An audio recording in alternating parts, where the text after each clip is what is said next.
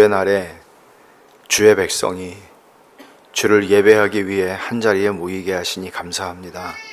하나님 아버지, 하나님이 영광과 찬송과 존귀를 받으시는 저희들의 모임이 되게 해주시고, 또 저희가 흩어져서 살아가는 동안에도 저희의 의식 속에 하나님께서 언제나 계심을 저희가 알고 의식하고 하나님과 매 순간 동행하는, 저희가 하나님을 아는 지식이 저희의 삶을 지배하는 주님, 그런 삶을 살아가게 하여 주셔서 하나님을 아는 것과 저희의 살아가는 삶이 별개로 나누어지지 않는, 그렇게 하나님이 저희들을 하나님 닮아가는 인생들로 기르시고 빚어주시옵소서. 이 시간도 주님, 저희가 주님을 더 알게 하여 주시고 주님을 알고 더 사랑하게 하시고 더 즐거워하는 시간이 되게 해 주시옵소서. 예수님의 이름으로 기도하옵나이다. 아멘. 하나님에 대한 교리 3강입니다. 주로 이제 이 교리와 삶이라고 하는 이 주제를 제가 어떤 식으로 하나 하면, 이 폴 트립의 책을 교과서로 쓰지만 우리가 기본적으로 교리에 대해서 배우는 내용들은 교리에 대해서 잔뜩 배우고 제가 적용을 조금 하고 있었어요. 근데 이 흐름은 지금 어떻게 되냐면, 우리가 배운 것들을 내용을 압축적으로 잠깐 얘기하고 그거를 우리의 일상 속에서의 그 교리가 어떻게 우리 삶 속에서 일해야 하는가, 이 적용의 문제를 훨씬 더 많이 다룬다고 보시면 되겠습니다. 하나님에 대한 교리입니다. 하나님에 대해서 우리가 어떻게 간단하게 이렇게 한 10줄로 쓸 수 있겠습니까?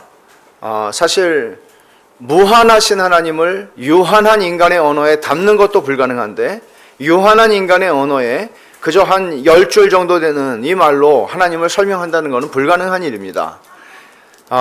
그것을 우리가 전제하고 이야기를 좀 살펴야 될 텐데, 역대상 29장을 한번 찾아봅시다.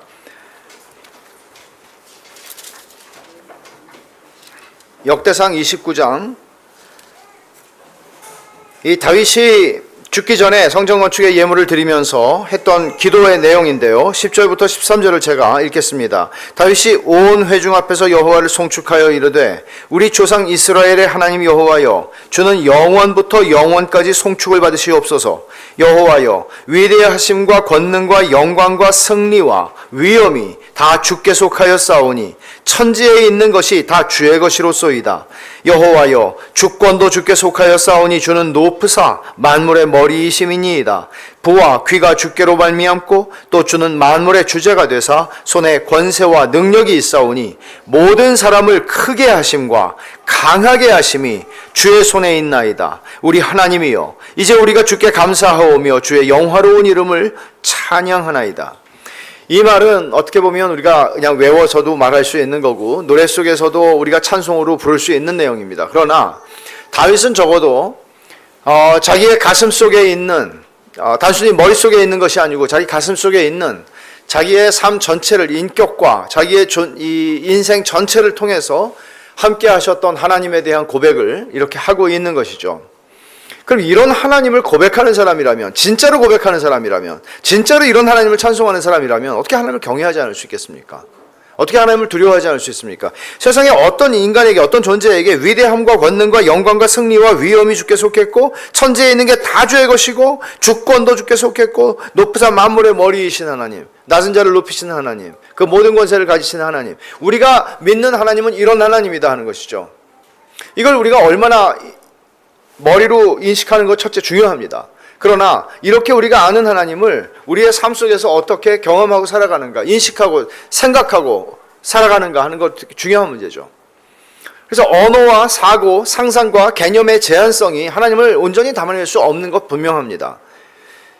이런 말을 한번 생각해 보세요. 하나님이 너무 커서 문제인 신자는 별로 없지만 불행히도 하나님이 너무 작아서 고생인 사람은 많다. 혹시 여러분의 이야기는 아닙니까? 하나님이 너무 크셔서 문제가 될 것은 없습니다.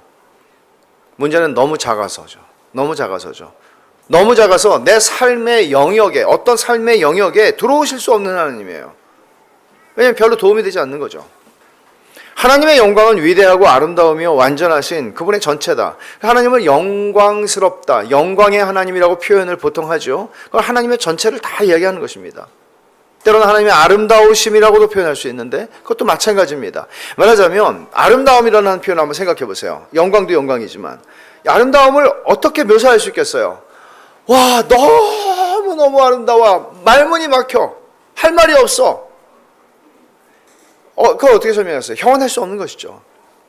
하나님을 어떻게 형언할 수 있겠어요? 이런에도 불구하고 하나님께서 당신의 우리에게 눈높이를 낮추셔서 성경을 우리에게 주신 것입니다. 광활한 우주에서 하나님만이 모든 인간의 예배와 복종과 사랑을 받기에 합당하다고 우리는 말할 수 있는 것이 다윗이 고백한 그대로라면, 그렇죠, 모든 것이, 천지에 있는 모든 것이 다 주의 것입니다. 왜? 주님 만드셨으니까요.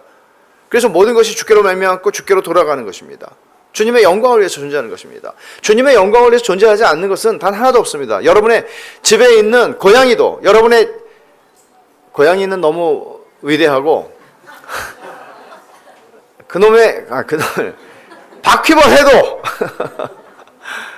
하나님의 창조물 가운데 모든 것이, 우리가 생각할 땐 이런 바퀴벌레 같은 것이, 쓸데없는 것이 이렇게 우리 집에 들어오구나 그럴 수 있겠지만 하나님이 지으신 모든 것이 다 하나님의 영광을 위해서 존재한다고 우리는 믿습니다.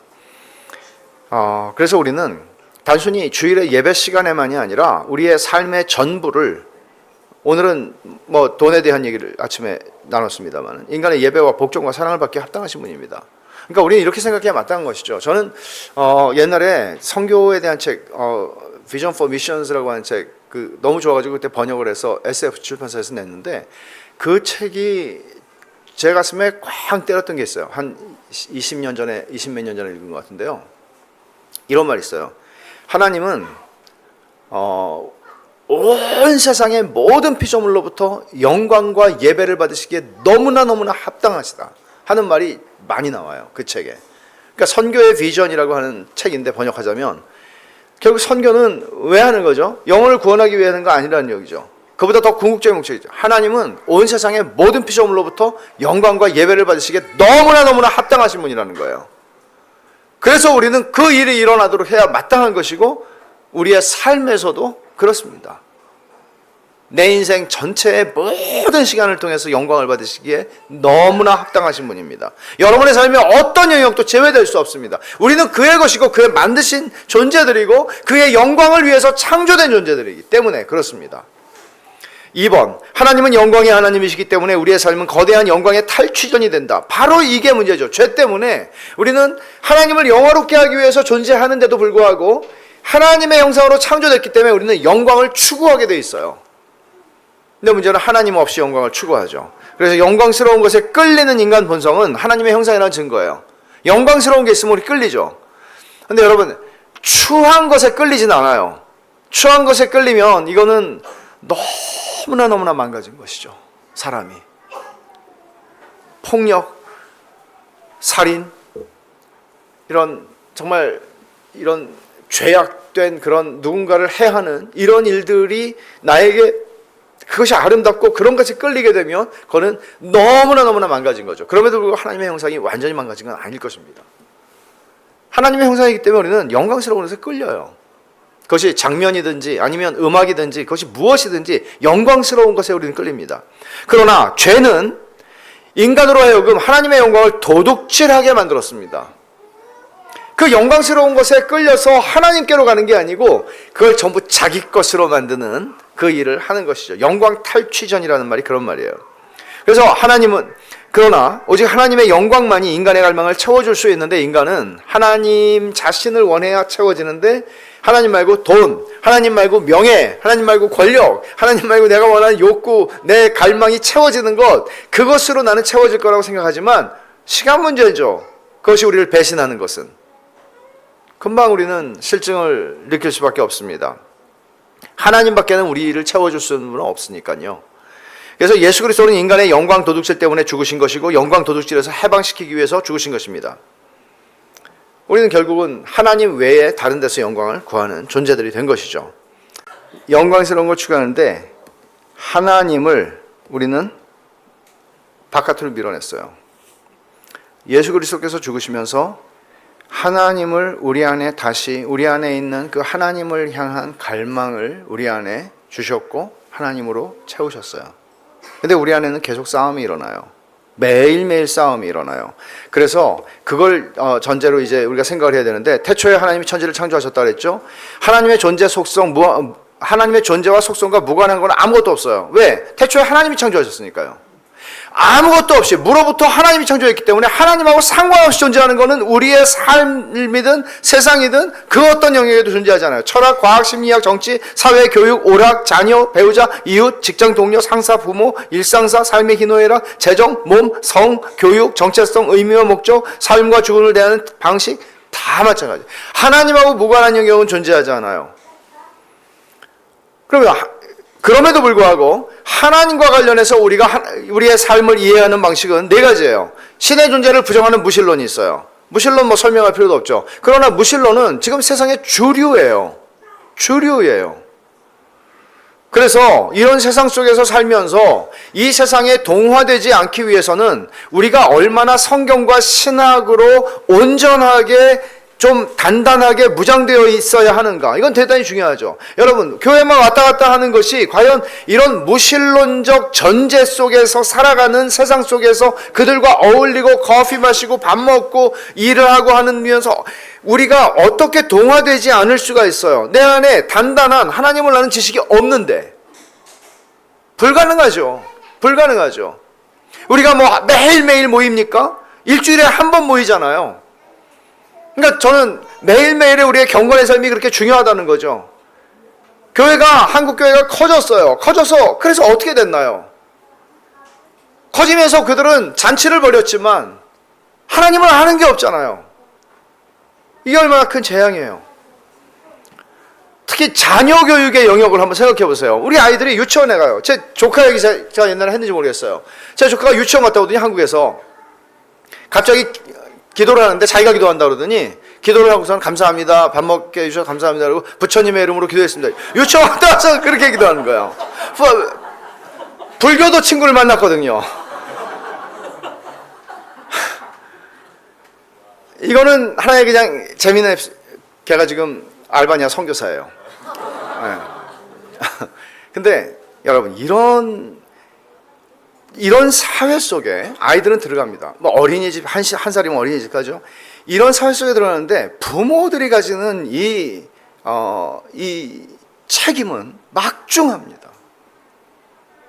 그 정체성이 어린이집에 가도 나는 1살, 2살이든 3살이든 간에 하나님의 아들이고 하나님의 딸인 하나님의 언약의 자녀로서의 정체성을 가지고 살아가도록 우리는 길러야 합니다. 왜 옛날에 우리가 감동받는 교육 스토리들 이런 게 있잖아요. 유태인들이 얼마나 그렇게 나라 없이 서름을 받고 오랜 세월을 지냈는데 그들의 유태인의 정체성을 가지고 있더라는 거 아니에요? 그거 어떻게 길렀겠어요, 엄마가? 굉장히 중요한 것이죠. 그러니까 가정예배를 그렇게 강조하는 이유는 여러분이 학원은 못 보낼 수 있어요. 영어 유치원 못 보낼 수 있어요. 그러나 가정예배는 드릴 수 있잖아요. 돈이 없어서 가정예배 못합니까? 돈을 버느라고 못하죠. 심각하게 생각해야 합니다. 두 번째, 신을 믿는다고 말하지만 실제로 신을 알려는 마음이 없어요. 신에 대해서 무관심해요. 이런 사람들이 미국 같은 데는 널려 있죠. 조사해 보면 자기 기독교인이라고 자기 정체성 기독교인이에요. 종교가. 근데 교회 안 가요. ESC, 이스터, S 뭐죠? C, 크리스마스. S가 뭐더라? ETC. 하여간 안 하던 걸 하니까 이렇게 한국말로 해야 되는데 1년에 3번 가요. 관심도 없어요. 근데 그냥 그리스도인이라고 말하는 거죠. 이런 사람들이 많죠. 한국에도 지금은 많습니다. C. 성경에 계시는 하나님을 성경적으로 믿고 살면 모든 분야에 적용하려고 애씁니다. 힘써 하나님을 추구하고 살고 그분의 영광을 위해 삽니다. D. C와 D의 차이를 보세요. C, D. 실천적 무신론자, 예수님을 구주와 주님으로 믿고 그에게 하나님과의 관계보다 더 중요한 건 없습니다. 믿음이 삶을 추동합니다.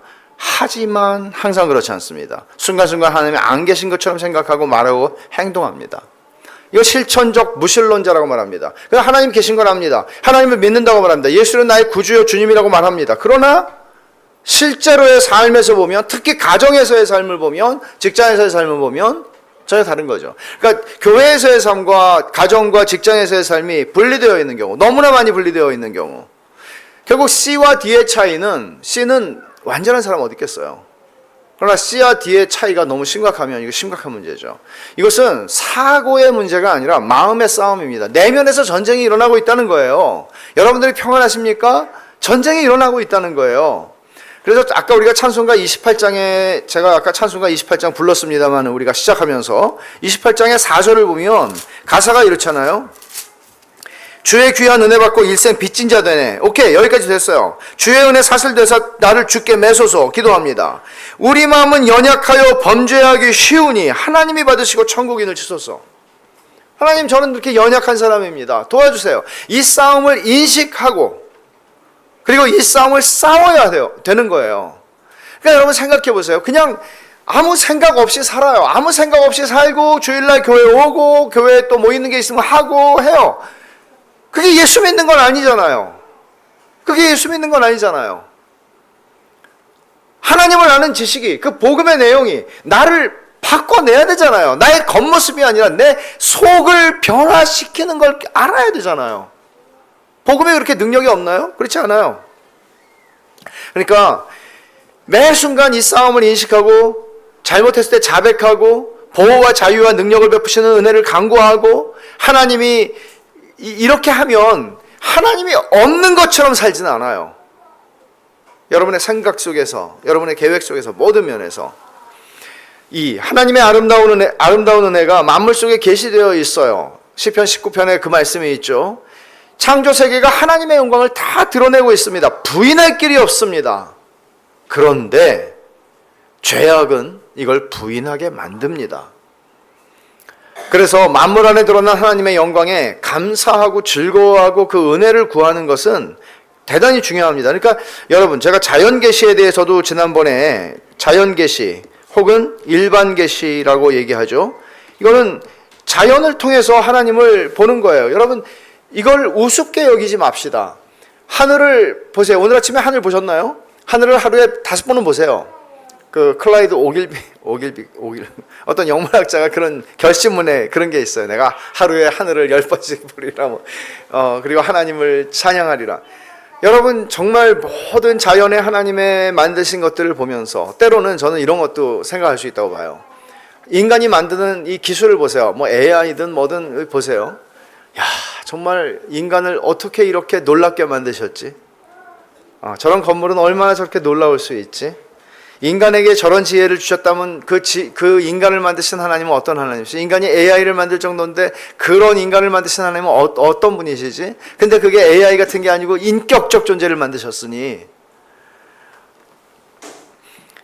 신자는 만물 안에 드러난 하나님의 영광을 증거할 사명이 있습니다. 예를 들어서요, 여러분 직장에서 같이 커피를 마시고 같이 식사하고 커피 마시고 이렇게 가다가도 그리스도인들만 할 수 있는 거예요.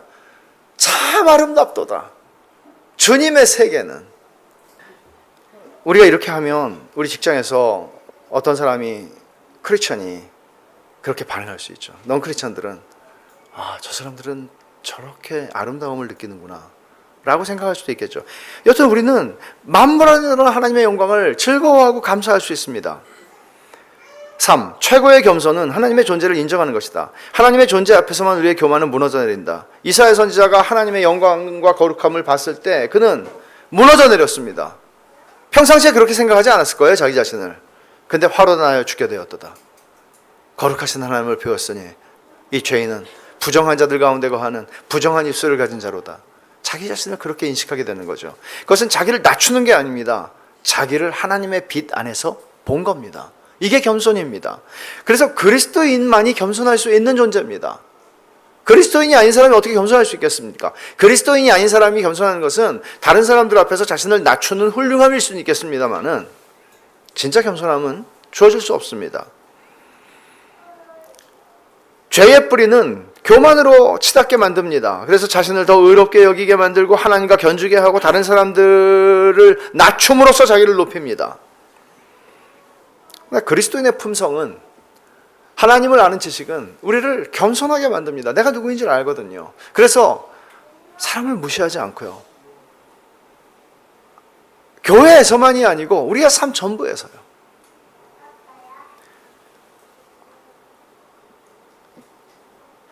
그래서 이런 기도를 할 수 있는 거죠. 하나님 아버지, 하나님의 하나님 되심을 제게 알리시사 저를 알게 하옵소서. 하나님을 더 알게 하셔서 제가 누군지 알게 해주세요. 그래서 제가 이걸 쓰면서 책이 두 권이 생각이 났어요. 첫째, A.W. 토저가 쓴 하나님을 바로 알자라는 책이에요. 두 번째, 제임스 패커의 하나님을 아는 지식이에요. 토저 책은 초급. 패커 책은 중급이에요. 책 좀 갖다 놓을게요. 다음 주에. 예, 재고 나가니까 책 갖다 놓겠습니다. 근데 제가 정말 읽은 책 중에 너무 좋은 두 권의 책이에요. 패커 책은 좀 두껍지만 토저 책은 좀 얇아요. 근데 너무너무 좋은 책이에요. 한 장 한 장을 읽으면서 기도하지 않을 수가 없고 한 장 한 장 읽으면서 또 토저의 기도가 거기 나오는데 너무 좋습니다. 4번, 하나님을 믿는 믿음의 의미를 이해하는 것이 중요합니다. 믿음이라는 게 도대체 뭐야? 믿음은 하나님은 계시다는 것, 그리고 그분을 찾는 자들에게 상 주신다는 것을 믿는 것이다 라고 히브리서 11장 6절에 말하죠. 믿음은 하나님의 존재와 성품에 동의하고 따르는 것입니다. 만일 여러분이 예수님을 믿는다고 하면서 하나님을 내 창조자요, 주권자요, 구주로 인정하지 않는다면 하나님을 믿는 거 아닙니다. 하나님을 그냥 나를 도와주시는 분, 헬퍼? 아닙니다. 하나님은 창조주입니다. 여러분을 만드신 분이고요. 여러분들의 삶의 모든 것들을 주관하시는 분이시고요. 여러분들을 죄에서 구원하시는 하나님이십니다. 그래서 여러분의 주인입니다. 하나님께서 자기를 찾는 이들에게 상 주시는 이심을 믿을 때 삶의 모든 분야에 접근하는 방식이 달라지죠. 아유, 내가 이렇게 월급도 안 주는 저 못된 사장한테 내가 왜 충성스럽게 내가 일을 해야 돼? 라고 하지 않습니다. 왜냐하면 너희들은 기업의 상을 주께로부터 받을 것으로 알미니라. 골로새 3장에 말하잖아요. 하나님이 상 주실 걸 아니까 나는 정말 나를 고용한 나쁜 주인이 있을지라도 나는 하나님 앞에 하듯 성실하게 합니다. 만기는 언제 되느냐? 그 적금은 죽으면 만기가 돼서 그날 받습니다. 하나님이 주실 상이 있기 때문에 우리는 다르게 살 수 있는 존재들인 거죠. 세상 사람들하고는 다르게. 하나님을 믿는다는 것은 내 삶의 모든 영역에 그래요. 여러분, 아내나 자녀들에게 화내는 아빠나 남편들, 저도 큰 소리 칠 입장은 아니에요. 자꾸 생각이 나요. 이런 죄가 이렇게 말할 때. 그래도 이거는 거꾸로도 마찬가지예요. 우리 자매님들도 마찬가지고 어떤 자리에서든지 우리는 함부로 할 수 있는 자리가 있어요. 함부로 해도 된다고 느끼는 자리예요. 근데 거기서도 우리는 하나님이 어떤 분이시지를 알면 우리 하나님을 반영합니다. 점점 그렇게 됩니다. 그래서 예수 믿는 부부들은 진짜 좋습니다. 왜냐하면 점점 좋아지거든요. 광고 하나 하겠습니다. 내년에 좀 여유가 생기면, 이제 풀타임 교육자가 한 분 더 생기면 제가 부부 AS 학교 내년에 할 겁니다. 부부 생활 10년 이상 하신 분들 AS 필요하거든요. 네. AS 믿음 안에 있으면 AS 가능합니다. 그 다음에 하나님이 죄를 미워하신다는 사실은 우리에게 위로가 되죠. 하나님이 죄를 억제하지 않으시면 세상이 어떻게 되겠어요? 지난번에 신림동 사건 같은 것들 보면 정말 제가 정말 너무너무 악하잖아요. 너무너무 악하잖아요. 하나님이 여러분 그런 야수성, 그런 짐승 같은 그런 야수성은 어디서 나오는 것이죠? 죄성이죠. 그런 죄성은 우리에게서는 안 나올까요? 나올 수 있습니다. 하나님께서 억제하고 계시는 것이죠. 십자가는 하나님이 죄를 미워하신다는 증거입니다. 그리고 하나님이 은혜를 주신다는 증거입니다. 죄를 심판하셨으니까요. 그리고 그 죄를 심판하심으로써 우리를 구원하셨으니까요. 하나님은 마지막 날에 죄를 종식시키시고 죄가 없는 세상을 주실 것입니다. 이것은 위로가 되죠. 그런 날이 올 거야. 그날은 오고 있어. 또 하나님이 변하지 않는다는 사실, 이게 여러분 생각해 보세요. 하나님이 변하지 않으신다고 그러잖아요. 말라기 3장 6절에 보면 나 여호와는 변하지 아니하나니 그래요. 근데 이 말이 여러분에게는 어떤 감흥을 줍니까? 어떤 느낌이 있습니까? 하나님이 변하지 않는 것과 내 삶과 무슨 상관이 있습니까? 우리 인생에 상수는 없습니다. 김상수 씨를 말하는 게 아니고 변하지 않는 상수, 다 변수예요. 상수가 없습니다. 우리도 다 늙어갑니다. 나이 들어갑니다. 그러다 어느 순간엔 사라집니다. 상수가 없습니다. 예전 같지 않습니다. 만난 사람들 보면 한결같은 사람 없습니다. 그러나 하나님은 불변하시죠. 그분의 성품과 목적은 변하지 않습니다. 포기하고 떠나버리고 싶은 순간에도, 그러니까 그런 순간이 인생에 많죠. 근데 하나님이 변하지 않으시는 분이에요. 하나님 한결같으신 분이에요. 그분은 한결같은 마음으로 나를 보고 계시고 붙잡고 계세요. 그분이 내 아버지요, 창조주요, 구속자요, 주권자라는 사실은 얼마나 큰 위로가 됩니까? 인내하게 만들죠. 용서할 수 없는 배우자를 용서하게 만들죠. 하나님 불변하시기 때문입니다. 게럴더스 보스는 제가 신학교 때 되게 어려운 책 어렵게 쓴 분으로 유명한 분이셨는데요. 이분이 이런 말을 했어요. 우리를 향한 그분의 사랑이 끝나지 않는다는 가장 확실한 증거는 그 사랑이 시작된 적이 없다는 것이다. 명언이죠. 하나님의 사랑은 시작된 적이 없기 때문에 하나님의 사랑은 끝나지 않습니다. 영원합니다. 예레미야 31장 3절에 내가 영원한 사랑으로 너를 사랑하기에. 세상에 이런 고백을 우리는 어디서 들을 수 있습니까? 어떤 연인이 나에게 내가 영원한 사랑으로 당신을 사랑한다고 그렇게 말하면 거짓말이고 착각이고 주제 파악을 못한 거죠. 하나님만이 이렇게 하실 수 있죠. 내가 영원한 사랑으로 너를 사랑하기에. 아침에 예레미야 31장을 읽다가 이 말에 꽂혀서 죽지 못해서 사는데 이 사랑으로 또 일어납니다. 자, 교훈과 적용입니다. 하나님을 마주하고 사십시오. 이것은 날마다 아침마다 마음을 조율하는 일, 튜닝하는 것이죠. 여러분, 그 오케스트라 보면 시작하기 전에 저마다 그냥 깽깽깽깽 저마다 그냥 막 이렇게 하잖아요. 선수들인데 그분들이 다 집에서 좀 맞춰오지 이렇게 말하고 싶은 때가 있잖아요. 근데 오케스트라는 다 아무리 세상의 최고의 오케스트라를 그렇게 한대요. 다 앉아가지고 그 자리에서 깽깽깽깽 다 삑삑 하는 거죠. 그러니까 우리가 조율이 되지 않은 악기라면 하나님을 찬송해야 되는데 그러면 일주일에 한 번씩 조율을 하면 그게 되겠습니까? 이게 소리가 안 나오죠. 그래서 사실 일주일에 한 번만 우리 하나님 믿는 거 아니잖아요. 우리의 삶의 매 순간 매일을 하나님을 섬기고 사는 거잖아요. 그렇다면 매일 튜닝을 하라는 거예요.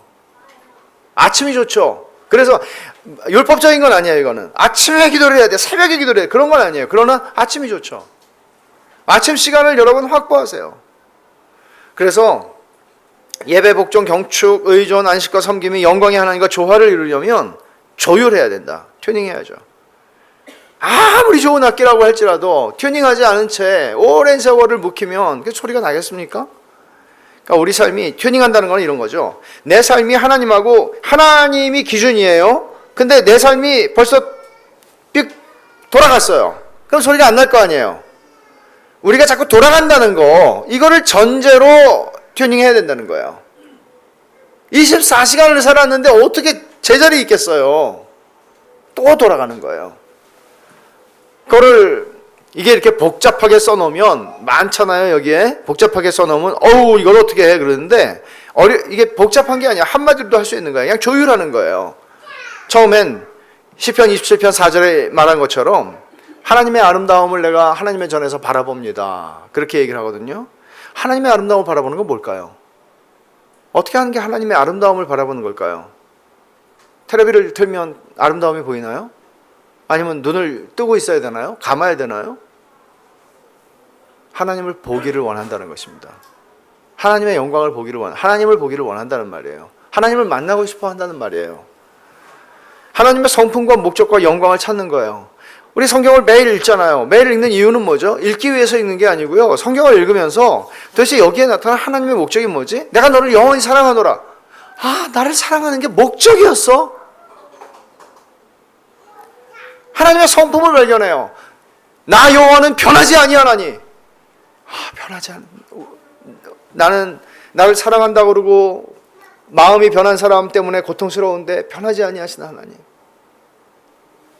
우리는 그 하나님을 만납니다. 매일 아침 스스로 계시는 하나님을 예배합니다. 예배한다는 말은 무슨 말인가 하면 우상을 버린다는 말이죠. 우상을 버린다는 말이죠. 왜냐하면 하나님과 우상을 겸하여 섬길 수 없으니까요. 하나님께 양도합니다. 내 못된 성격, 저 얘기한 거예요. 저 사고, 정서, 몸, 관계, 돈, 시간, 에너지, 희망, 모든 거 하나님의 것입니다. 하나님의 것입니다. 이게 튜닝이에요. 여러분, 이거를 안 하고 살다가 이제 어느 날 갑자기 이런 설교를 듣잖아요. 그럼 튜닝 잘 되나요? 매일 하나님의 영광에 비추어 자기를 성찰하는 겁니다. 겸손해지는 것이죠. 하나님의 영광을 벗어나서 덧없는 자기 영광의 달콤함에 빠진 건 뭘까? 내가 어떤 부분에서 그렇게 됐을까? 내가 승진을 했고 내가 굉장히 높은 자리에 올라갔는데 사람들이 나를 알아주고 내가 사람들이 다 모르는 사람이 없을 만큼 유명한데 그런 것들 속에서 내가 하나님의 영광을 벗어나서 이 덧없는 것, 지나가 버리는 것에 내가 지금 만족하고 있는 건 아닌가 생각하는 것이죠. 부르심에 충실한 삶에서 멀어지게 하는 게 뭘까? 내가 지금 돈을 추구하고 있나? 성공을 추구하고 있나? 자기의 사고와 갈망과 말과 행동 속에 하나님에게서 멀어지게 만드는 것들을 내가 들여놓은 게 있다면 그것을 내려놓는 것입니다. 자백하는 거죠. 하루를 다 살고 자백한다고 생각하지 마십시오. 남아있는 죄의 짐들을 벗고 가뿐하게 시작하라는 것입니다. 간구하기. 가장 큰 위험은 우리의 내면, 마음의 전쟁 가운데 있습니다. 자아에서 해방돼서 영광의 주님을 섬기기를. 하나님, 오늘도 내가 자아의 종으로 자아를 높이고 자아를 중심으로 살아가기를 원하는 욕구가 내 속에 있지만 주님, 그렇게 살고 싶지 않습니다. 하나님이 내 삶의 중심이 되셔서 하나님의 영광을 받으십시오. 나의 자녀 양육을 통해서 하나님이 영광을 받으십시오. 나의 부부 관계를 통해서 하나님이 영광을 받으십시오. 내 직장 속에서의 삶에서, 내가 지금 하고 있는 사업을 통해서, 그리고 경축하기. 영광의 하나님께서 은혜로 자신을 구원하셨고 아버지가 되셨고 동행하심을 인해 기뻐하는 것입니다. 그 약속을 가지고 출발하는 것입니다. 이런 것을 한 번 하고 마는 게 아니고 매번 하는 것입니다. 매일 아침 튜닝을 하는 것입니다. 하나님을 아는 지식이 신학이죠. 우리 삶의 모든 영역을 지배해야 합니다. 가정에서, 결혼생활, 자녀 양육, 인간관계에서, 우정, 사업관계, 학교 일터 여가에서, TV, 스마트폰, 타블렛, 컴퓨터, 이 모든 것에서 하나님을 아는 지식이 우리를 지배해야 합니다. 그냥 알고리즘이 따라가는 대로 우리가 가는 게 아니라 하나님의 인도하심을 받아야 하는 것입니다. 이 세상에서 자동으로 우리를 인도해주는, 유튜브는 내 발의 등이요 내 길의 빛이니이다. 그냥 인도하는 대로 따라가잖아요. 인도를 해주잖아요. 내가 원하는 게 뭔지 어떻게 그렇게 잘하는지. 그는 내 심령 패부를 감찰하시며 인격만 없지 다 하잖아요. 우리는 하나님의 인도하심 받아요. 하나님이 기뻐하시지 않는 것들을 보지 않는 것이죠. 하나님이 기뻐하시지 않는 것들을 듣지 않는 것이죠. 그래서 우리의 기초는 우리 자신의 사랑이 아니라 하나님의 사랑이에요. 하나님은 사랑이시라. 그분이 우리를 창조하셨고 우리의 주권자가 되시고 우리를 구속하셨고 우리의 찬송과 영광을 받으실 영원한 주가 되십니다. 그래서 이런 시를 여러분 같이 한번 읽어보겠습니다. 오늘 그렇게 믿어지거나 느껴지든 또는 그렇지 않든 당신은 하나님께 영원히 사랑받는다. 의심에 시달릴 때도 당신은 하나님께 영원히 사랑받는다. 그분의 약속이 공허해 보이고 그분이 멀게 느껴질 때도 당신은 하나님께 영원히 사랑받는다. 그분의 말씀이 건조해 보여 삶에 적용하기 힘들 때도 당신은 하나님께 영원히 사랑받는다. 오해받아 외로움이 몰려올 때도 당신은 하나님께 영원히 사랑받는다. 최고의 날과 최악의 암울한 순간에도 당신은 하나님께 영원히 사랑받는다. 교만해져서 감사를 잃을 때도 당신은 하나님께 영원히 사랑받는다. 그분을 따르는 마음에 믿음의 용기가 가득할 때도 당신은 하나님께 영원히 사랑받는다. 하나님의 사랑이 그치는 순간도 장소도 없습니다. 하나님의 자녀들을 향한 하나님의 사랑이 이러합니다. 그렇다면 하나님을 아는 지식이 우리의 의식, 무의식, 우리의 삶의 모든 영역에 드러나야 합니다. 기도하겠습니다.